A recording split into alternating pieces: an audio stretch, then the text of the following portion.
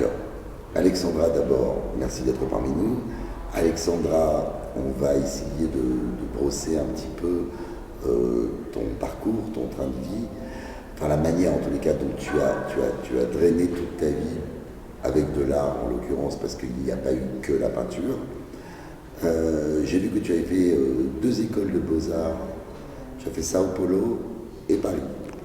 Oui, je fais art plastique à São Paulo et après Beaux-Arts ici à Paris et aussi publicité et marketing au Brésil. Alors, une question, parce que quand j'ai lu ce parcours, j'ai dit, comment tu t'es retrouvé au Portugal? Moi, toute ma famille est portugaise. Je suis née en Angola avant la Révolution, bien sûr. C'est pour ça que j'ai la nationalité portugaise. Après, nous sommes partis au Brésil. Mes parents, mon père est allé là-bas pour travailler. Et je suis restée de l'âge de 5 ans jusqu'à 20 ans. Et je suis partie à Paris pour faire la Sorbonne, pour être aux Beaux-Arts. Après, je ne vraiment voulais habiter au Brésil et je suis restée à Portugal. Ah, oui. Donc c'était le Brésil ta destination favorite et tu es quand même allé au Portugal. Oui, moi je préfère habiter l'Europe. C'est aussi bien, enfin, oui. C'est mieux quelquefois. Oui. Alors donc, ton parcours, on va en parler en quelques minutes, mais donc ton parcours à la base, tu fais les beaux-arts, tu quittes le Brésil à l'âge de 20 ans. Oui. Et après, tu vas arriver à Paris. Paris, encore une fois, tu vas reprendre des études. Et là, tu vas passer... Alors, quand est-ce qu'on va trouver ta période où tu vas créer de la publicité? C'était au Brésil ou c'était en France? C'était au Portugal. Ah. Oui, c'est au tout début de ma carrière quand j'ai commencé à travailler. Je n'ai pas commencé vraiment à travailler comme artiste, bien sûr. J'ai travaillé dans une agence de publicité comme créative. J'ai resté quelques années. Après, j'ai travaillé comme styliste parce que j'adore la mode. À l'époque, j'étais mannequin de 15 ans, de l'âge de 15 ans jusqu'à 35 ans. Et j'étais plongée dans ce monde de la mode que j'aimais beaucoup. Et j'ai travaillé vraiment plusieurs années dans la mode. Un très beau parcours quand même. Oui, oui. J'ai beaucoup aimé travailler comme styliste, oui. J'aime bien ce monde de la mode. Mais c'est marrant parce que, bon, comme tu le sais, je fréquente beaucoup ce monde-là. Et c'est rare que j'ai la personne, enfin le styliste et le mannequin. En général, j'ai le styliste d'un côté et le mannequin de l'autre. Et toi, tu as quand même généré les deux. Et je pense qu'aujourd'hui, il n'y a pas de secret pour dire que tu pourrais continuer à faire du mannequinat sans problème et que tu aurais en tous les cas toute ta place dans ce monde-là. Mais c'est l'art qui a pris le dessus. Oui, c'est l'art. Alors, maintenant, on va parler un petit peu d'art, parce que c'est quand même un peu notre direction. Dans l'art, tu as des choses qui sont complètement différentes. Mais est-ce qu'on a des années pour pouvoir figer un peu le temps et pour pouvoir essayer de comprendre un petit peu quelle est ta démarche artistique? Au départ, qu'est-ce que tu faisais? Quels étaient tes sujets de prédilection quand tu as commencé réellement à peindre? C'était toujours les portraits, parce que je démarrais vraiment les portraits à l'âge de 9 ans à l'école. À cause d'un travail à l'école, j'ai fait tous les portraits de mes professeurs. Et c'était un succès. Et d'après ça, j'ai commencé à faire des portraits, même petits. Et quand j'ai repris l'activité de l'art, c'est les portraits que j'aime faire. J'aime bien faire les portraits. J'aime bien travailler les yeux des gens. J'aime vraiment les expressions. Plusieurs fois, je ne connais pas la personne parce que les commandes arrivent par Internet. J'ai l'habitude de demander une 50aine de photos pour capter son attitude, sa personnalité. Parce que quand on prend une seule photo ou deux photos, les gens font un pose. Et parfois, ce n'est pas sa personnalité. Quand on demande quelqu'un pour prendre une photo, tout de suite, ce n'est pas la personnalité de la personne. Et comme je ne connais pas ces gens-là, je demande des photos des vacances, des photos en famille, pour voir un peu sa personnalité. Et c'est ça que j'essaie de mettre dans les tableaux, dans les yeux de la personne, que se ressort sa personnalité. Et après, parce que j'ai besoin de 3 semaines au moins pour faire un portrait, parce qu'ils sont très réalistes, beaucoup de détails, j'aime beaucoup les détails. Et après, j'ai l'impression que je connais la personne toute ma vie. Je connais tout sa peau, les détails, les petites taches, tout. Je crois que je connais la personne plus que sa famille. Alors, je vais te dire, on a présenté un de tes portraits, parce qu'en fait, tu n'as quasiment pas de portrait chez toi, à l'exception de ton fils. De mon fils, exactement. Tous les portraits chez moi sont de mon fils. On est bien d'accord. Donc, oui. Lui, c'est ton sujet de prédilection. Bon, ce n'est pas un sujet de prédilection, parce que les gens prennent des photos pendant toute la vie de ces filles. Moi, bien sûr que j'ai pris des photos de mon fils, mais j'ai eu l'opportunité de dessiner tous les âges de mon fils. Moi, j'ai un mur, un paroi dans mon salon que c'était mon fils avec un mois, non,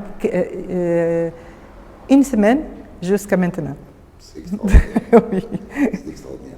Et alors, après, bon, alors, puisqu'en fin de compte, le portrait ne t'a jamais quitté jusqu'à aujourd'hui, oui. Puisque ça fait un peu ton fonds de commerce quelque part. Oui, exactement.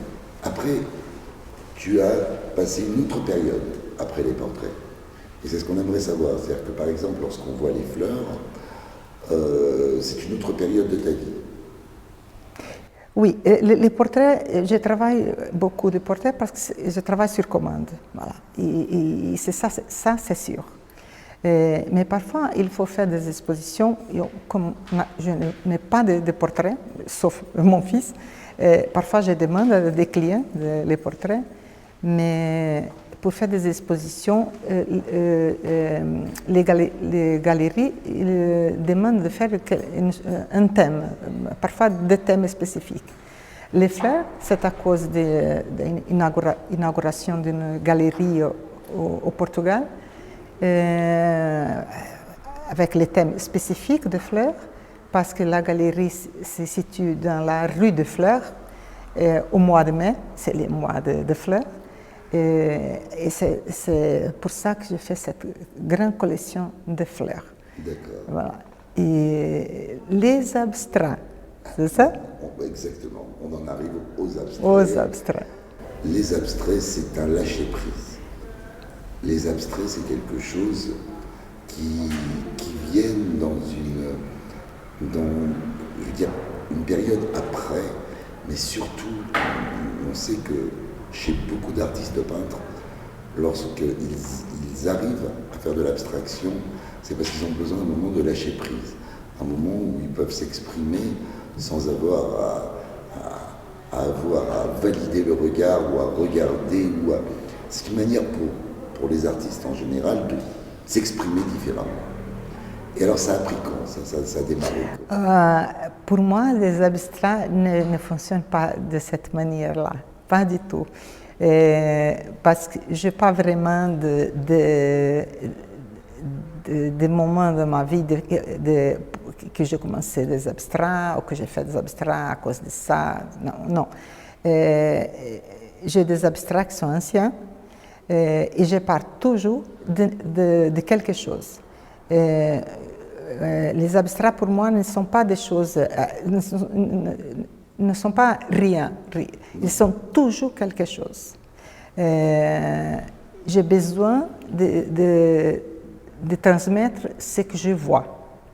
Parfois, c'est du réalisme, que j'aime beaucoup les détails, l'observation, je suis toujours sur l'observation. Et les abstraits, c'est la même chose. Il y a une série d'abstraits ici, qui c'était une serre dans mon atelier, qui était des petits carreaux de verre. Et comme j'ai la lumière toute la journée, du soleil levant jusqu'au soleil couchant, j'ai dessiné ces petits carrés de lumière pendant toute la journée. C'est pour ça qu'ils changent la lumière. Les carreaux sont les mêmes, mais c'est à cause de la lumière du jour qui change la couleur. C'était une collection de 36 petits tableaux avec toute la transition de couleurs. Tout au long de la journée. Tout au long de la journée. Combien de temps pour créer toute la collection? Je crois que j'ai pris 2 mois. 2 mois. Donc ça veut dire qu'on a aussi une variation du soleil par Oui. rapport aux saisons. Oui, parce qu'au Portugal, on a beaucoup de soleil, mais parfois il y a des jours qui sont un peu sombres et j'attendais quelques jours un peu plus ensoleillés pour continuer à faire les travaux. C'est pour ça que 2 mois, au moins 2 mois, parce que j'ai travaillé sur d'autres choses et on ne peut pas travailler seulement sur les abstraits. Et voilà, et c'est à cause de ça. Et alors maintenant parlons de la dernière collection, celle qui a été créée. Elle parle de quoi c'est très intéressant parce que la première, je parle d'une chose, c'est pour ça que la collection s'appelle Concretus, l'abstratus, la première, parce que je parle d'une chose concrète, qui sont des fenêtres, et j'ai fait une chose abstraite. Parce que les abstraits, c'est déconstruire quelque chose. C'est une image qu'on l'a déconstruit. Et l'autre collection s'appelle Concretus, parce que c'est le contraire. Je parle des images éphémères, de l'ombre, des choses qui ne sont pas palpables, concrètes, mais comme je la transforme en toile, elle rend concrète. Et voilà, c'est le contraire. Ce ne sont pas des objets, ce sont de l'ombre, des choses très éphémères. Parfois, ce sont des scénarios, des films, des séries de télévision que je photographe. Parce que moi, j'adore des films d'investigation, des crimes. Et les salles d'interrogatoire, ils ont toujours de l'ombre, de lumière, de fenêtres un peu sombres. Et moi, j'adore. Ça donne ces traits de lumière. Et c'est ça que j'utilise. Et alors, on a de l'or, et on a quelques taches bleues. De l'or, c'est les flèches de lumière et un peu ma personnalité. Moi, j'adore l'or, pas les valeurs, mais la couleur, la brillance, la présence de l'or. Tout ce qu'on met de l'or, ça ressort immédiatement. J'adore sa brillance. Et le petit bleu, c'est une petite touche de lumière naturelle. Parce que le bleu, c'est apaisant. Et c'est noble. C'est une couleur noble. Et avec de l'or, on dit toujours l'or sur bleu. Voilà, c'est une touche. Et quand on sait que le bleu n'existe pas en tant que tel dans la nature, parce que la mer est bleue, mais elle n'est pas bleue, le ciel est bleu, mais il n'est pas bleu. Oui. Le seul bleu naturel qui existe, c'est lapis lazuli, qui c'est un minéral, qui était très cher à la Renaissance parce que ce sont des pays loin et c'est très difficile, à l'époque très difficile à extraire.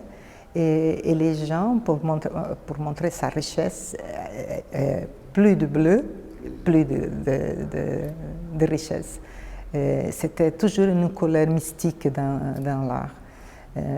Même la Vierge Marie, elle s'habillait en bleu avant. Après, ça a changé. Quand on a trouvé la peinture artificielle, chimique, bon, le bleu, c'est partout. Mais il y a des artistes qui explorent beaucoup le bleu à cause sa profondité, de la profondité de ces couleurs-là. Profondeur, pardon. La profondeur, excusez-moi, les Français, avec le stress. Merci beaucoup pour la correction.